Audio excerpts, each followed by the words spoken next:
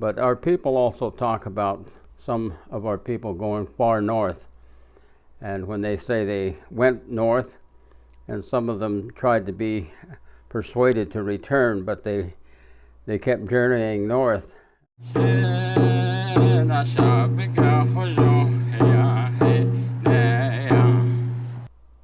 The information about the origin of the Neh is something that is told in two parts.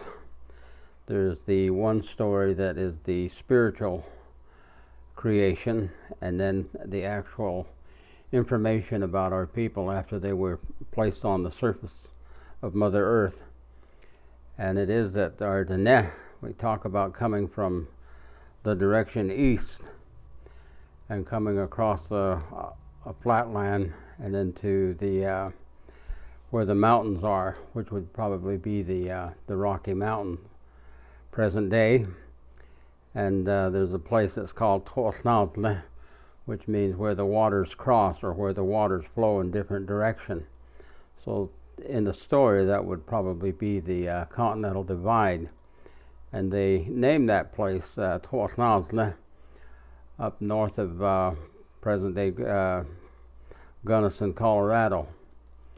And the first sacred mountain is the Mount Banca, and so that is in Colorado as well, and that's the sacred mountain to the east. But from there, they go.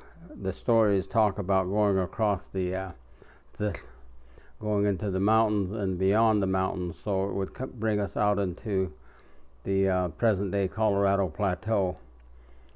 But the story about the Neh is that as they came into the area and as they traveled to the area of the Colorado Plateau, they encountered other people, which would be referred to other tribes, and they joined up with the Neh, and they became the Neh themselves eventually as they learned the language and learned the traditional ways.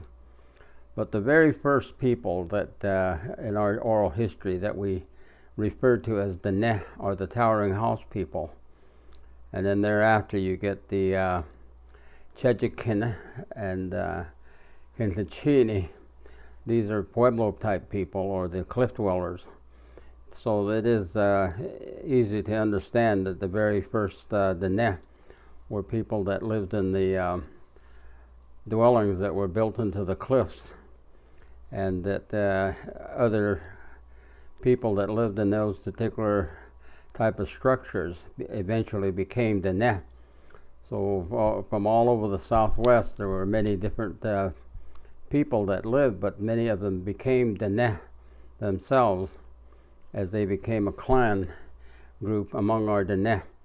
And we are told that there were as many as 150 different clan groups.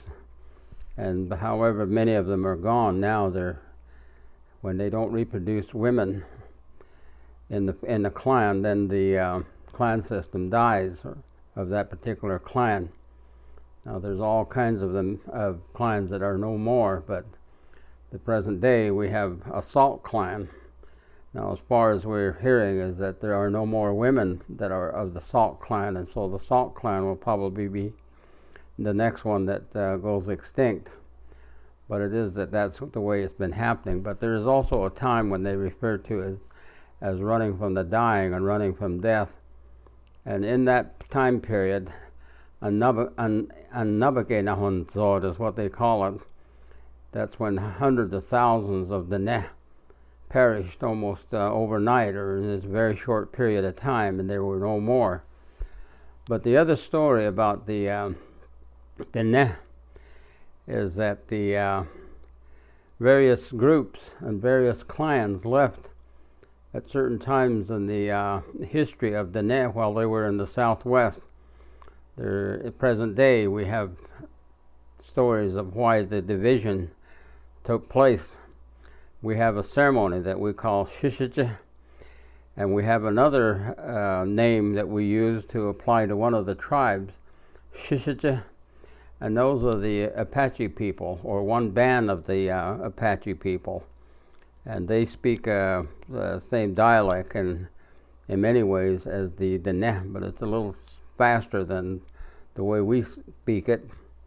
But the other name that we give the Apache people are Tshga, which means the mountaintop people or the mountain people. And they're still in the area. There's several bands of Apache people. But there are other people that went north and some went south. And I've shared the story about those that went west with Changing Woman, where some of them were children and they went out with her and then they returned when they were elderly. And that's one story about them going to the west, and there's some that went to the south. They crossed what is called the Sonora Desert to the south of us. And the area south of us is sometimes referred to as Ne'ahashti, which is that the surface will destroy you. And then, of course, the boundaries to the east of us is the Rio Grande. To the north of us, it's the Book Cliffs that are north of present-day Grand Junction that go all the way over to the present-day Great Basin and then possibly out clear to the coast, the Pacific coast. But our people also talk about some of our people going far north. And when they say they went north, and some of them tried to be persuaded to return, but they kept journeying north. And so it is that there are places that they refer to as the Nenahotlo, which means where there are some of our people there. Some Dene up in that part of the continent is far north. And the ceremonies are very important to our Dene. And most of those ceremonies are based on the position of the sun, position of the moon, position of the constellation, and so on. And so when the further north you go, there's a place where you cannot perform ceremonies anymore. And so those people that went beyond that line where those ceremonies could not be performed anymore, they say that Yelaskai. And so the name probably, I don't know for certain, but the name Alaskai sounds a lot like the people up to the north, which is where they live, is Alaska. But we call them Hakazaneh. That means the cold weather people. But in recent times, there's been a group of people in northern Siberia of Russia that have indicated that they have their origin from this part of the continent. And those people, what makes us have some thoughts that they might be of the Neh origin is that many of the words that they have in their language are identical to the words that we use as the Neh.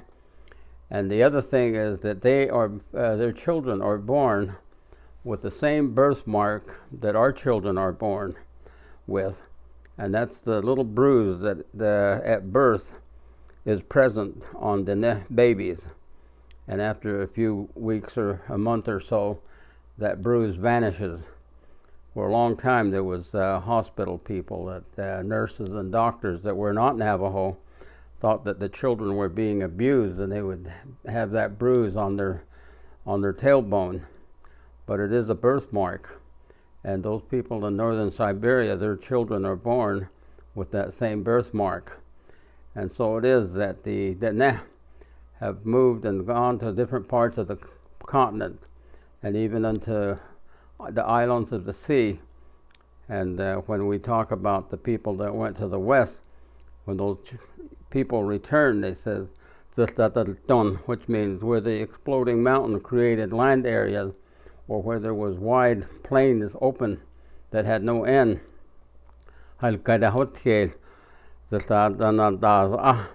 Which would be almost identical to viewing the Great Plains in central United States and the Rocky Mountains.